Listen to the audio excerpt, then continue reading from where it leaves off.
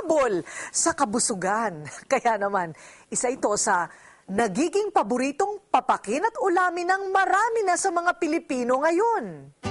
Alam nyo ba na sa Iloilo unang nakilala ang inasal na manok? Pero nang dahil sa isang negosyante, si Edgar Cia II, aba, ang inasal na manok na dati nasa Iloilo lamang, ngayon laganap na sa buong bansa at talaga namang pinipilahan ng kanyang mga pato na manok. The concept is Filipino, the name is Filipino, so everything in Mang Inasal is truly Filipino.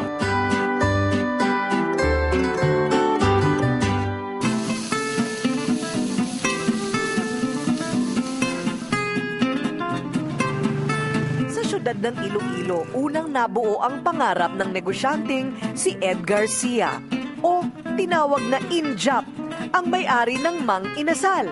Naniniwala si Injap noon, handa na ang panlasa ng buong bansa para sa lutong Ilonggo.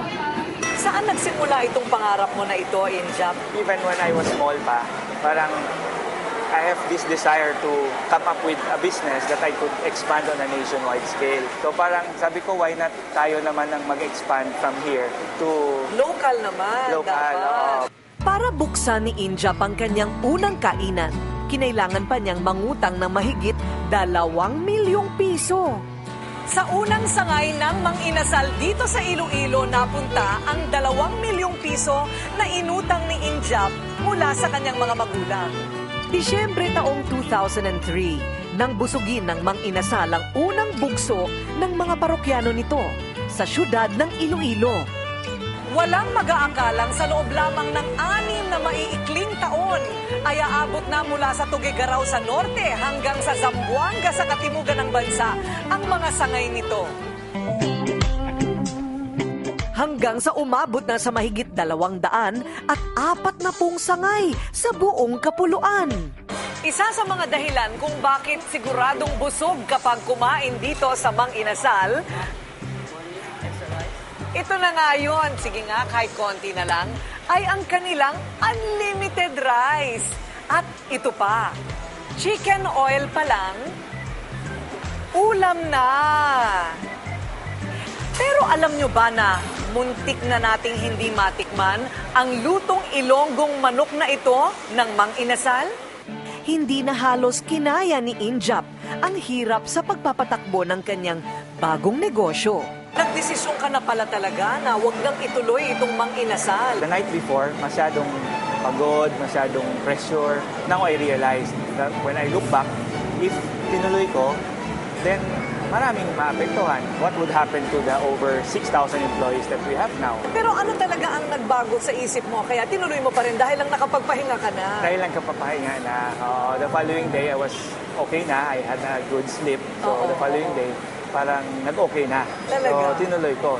Maniniwala ba kayo na sa loob lamang ng isang araw, 27,000 manok ang nauubos sa lahat ng sangay ng Mang Inasal?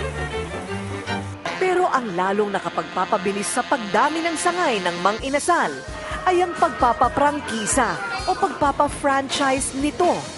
Sa sistemang franchise, babayaran ng negosyante ang karapatan para gamitin ang pangalan at produkto ng Mang Inasal o iba pang sikat na produkto.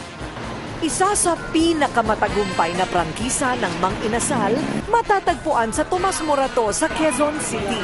Inaasahan ng may-ari na sa loob ng 3 hanggang 4 na taon mula nang buksan nila ang tindahan noong Nobyembre 2008, mababalik na ang kanyang kapital.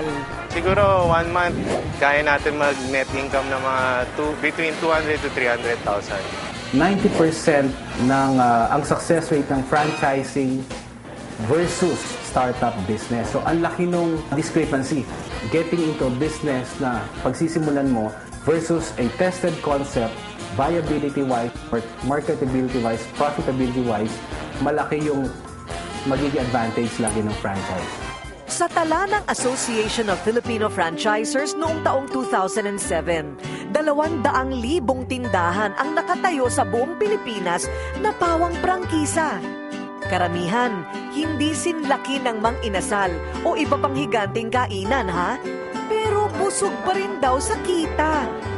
Isa na rito ang Sulit Pinoy. Sa halagang hindi pa aabot ng 10,000 piso, may sariling negosyo ka na. Sa halagang 8,888, kasama na yung food cart mismo. Tapos kasama na yung lutuan mo, yung one burner gas stove. Meron ng initial products na 888 na good for 50 servings na yun, no? Sa mga budding entrepreneurs or yung mga currently employed that wants to be an entrepreneur, one very good option is eventually to go into business through franchising. Nangarap, nagpursige, nagtagumpay. Yan si Injap Sia na hindi lang sarili ang binusog sa tagumpay, nang hawa pa rin ng tagumpay sa marami pang kababayan.